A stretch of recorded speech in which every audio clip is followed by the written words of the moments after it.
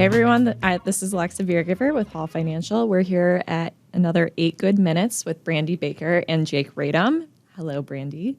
Hi, how are you? Good, how are you? I'm doing very well today. It's quite cold outside, but still, it's Michigan, so weather is weather. Yeah, well, we're so glad you made the trip. Thank you. Regardless.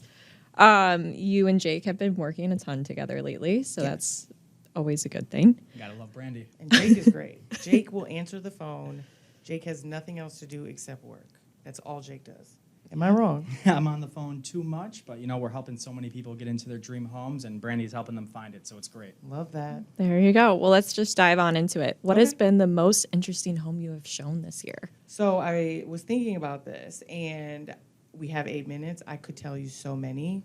There's not one most interesting home, at least for me, not yet. But there are design choices that, even as like an update, I think, there's been so much carpet in bathrooms and carpet in laundry rooms, which it's the laundry room, so you know that they mean to have the washer and dryer in there. Carpet. Bathroom carpet seems odd because it's nailed down. I only, in my mind, bathroom carpet means mold is growing underneath it. Like, as a realtor, that's all I'm thinking about is we need to remediate, we need to pull this up. That has been quite interesting. Also, many homes have built-in rotary phones, like built into the wall. I love that. Yeah, it's interesting. You wouldn't think there would be that many, but yes, they're quite often there, and they are like built into the wall. So I enjoy that. Trying to think of something else that gives it kind of like a retro look to it. It definitely gives it a retro look. I don't know that it needs it, but I also don't know how you remove it without like major drywall work. Right. So, stairs that go nowhere. Those are my favorite. I know it's because, quite often it'll be a duplex, and so they're cutting the stairs so that they can have the other side of the house be the upstairs. Yeah. But the fact that like they're still in the closet and they just lead to nothing. Initially, when I first started real estate, I thought that is a great idea for shoe shelves. Who put this shoe shelf in here? They're a genius. And then a broker told me, no, those are the stairs that lead to nowhere. And I just thought, they are a good shoe shelf. I stick with it. So yeah, shoe shelves, those, love that. And then there was one where the stairs didn't exactly lead to nowhere. They went up to a hatch door.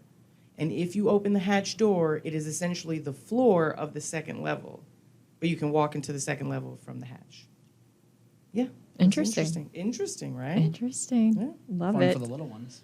I think so. Good hide and seek place. You know, no one's going to find you upstairs as long as you can close that latch quietly. Yeah. It's a good one. I love it. I like that.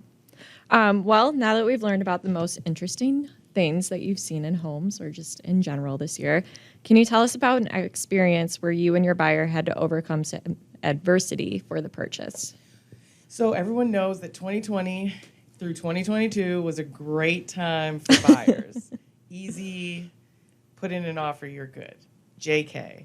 That was probably some of the hardest years to get buyers' offers accepted.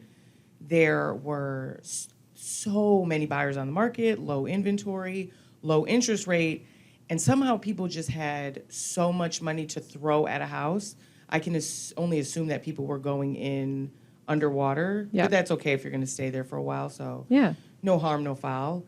So I had a couple first-time home buyers. They were in their 70s.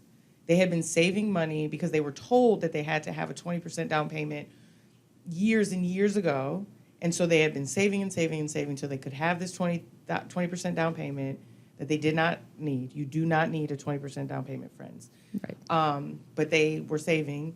We put an offer on it was their 8th offer that was accepted, and they were going well above the offer price with appraisal gap coverage because they had all that money saved and didn't have to use it towards their down payment. So the 8th house, we finally get the offer accepted. Everything's going well. It's wonderful. They're so happy. It's their dream home. There was a huge rainstorm, flooded the entire basement. We are under contract, flooded the entire basement. They had to, Thankfully, and you should think about this when you are getting homeowners insurance, make sure you have flood coverage or water damage coverage. Just look into it. Have your agent look into that for you, because had these people not had it, they would not, I don't know who's going to, Yeah. someone's going to have to pay for it, but it would have been another argument, I think. So they had to cut out all of the basement wall, Oh, pull up no. all of the carpet. The flooring underneath the carpet was not cute. It was like mismatched tile colors all over the place. And they were like, they were older. They were worried. There was a lot of work. They just wanted to move in. We were getting closer to winter. But we were able to have these sellers remedy all of it before we got to close, because they Wow. had the right insurance, because of like communication Good. between myself and the other agent. They were able to, so they cut out the wall, they put in a new wall that they let my clients pick, and they let my clients pick the carpet. Wow, that's awesome. Right? It's great that you got it done. I'm sure that was very stressful during the adversity. How did you guys feel as you were overcoming it? So I felt very stressed. But externally, I'm sure I looked super cool, because they would call me, like the wife would call, her name's Minnie, she would call and she would just like be so distraught. She was so excited. It had her Florida room. Like, she didn't want to give up this Yeah. house, but they also didn't know if they could stay under contract with the amount of work that was going to be coming at them. Yeah. And because I was able to like communicate, I felt like a boss. I felt like when I was able to get that agent to say, oh, sure, you know what, we will get it done. And then they actually got it done, because you are also relying on the contractors at that point.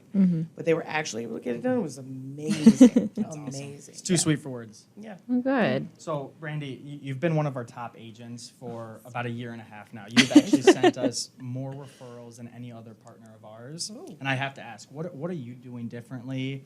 And what advice do you have to a newer agent entering this market? Okay, so what I do differently, and I guess it is differently because it sounds like you're saying I'm sending you a lot of business, is consistent lead generation. I have talked to almost every person I know, so anyone in my, what we would call our sphere of influence. Yeah. Talk to everyone I know. If they're looking, I'm sending them to you to get a pre-approval. Even if they're thinking about, I have friends who say, I want to buy, I don't know if I want to buy right now, but I think I might eventually. That means, hey, you need to talk to a lender. I think a lot of buyers make the mistake of waiting until the last minute Yeah. to try to buy a house. If you wait until your lease is about to be up, your 3 months your lease is going to be up, and now you want to start looking, you just may not have enough time. Now Yeah. you're under a lot more pressure. You may have to settle versus achieve a house. I love it. So there's that, is consistent lead generation. Also, just circle prospecting. So if I have an open house, I'm calling pretty much that entire neighborhood to let them know I'm having an open house. And also, if they know anyone, and I usually get some good leads from there who I then send to you. But I think it's just being willing to get uncomfortable, cold calling, which is no one's favorite thing to do. I don't know. No. If it's your favorite thing, then kudos. It's not mine. It's not mine. It's not my favorite thing to just call someone and say, hey, you don't know me, but I want to know you. So being consistent, being okay with being uncomfortable, because nothing changes if nothing changes. So if I don't alter what I would normally do, I would get no results. And I suggest, if you are a new agent coming to this market, be fine with that. Get uncomfortable, push. What's the worst that could happen is someone hang up on you? They don't know who you are. They don't know what you look like. Your feelings may be hurt. Maybe meditate, take a deep breath, and call the next person. Yeah, it seems like you've gotten really good at being comfortable being uncomfortable. And that's really what the key is in this market right now, because you never know what it's going to be thrown at us. And you seem to be ready for everything, which I love. Thank you. I do try to stay available. I'm always learning, like always taking courses to make sure that I am up to date on the latest trends, the latest maybe legal. Yeah. So that I'm compliant. I'm not a lawyer, but I try to be compliant. Try. And yeah, just staying like up to date, always knowing about houses, going to inspections that aren't only mine, like shadowing on inspections on a house that I think might be tough. always important. You will learn so much. You learn a ton. You learn a ton. Yeah, just kind of studying the MLS, knowing what the trends are. Yeah. Good for you. Well, we appreciate all of that information, and I think everyone else will. So thanks so much for joining us. Thank you so much for having me. This has been great. Thank you, Brandy. Thank you, Jay. Thank you. Thank you.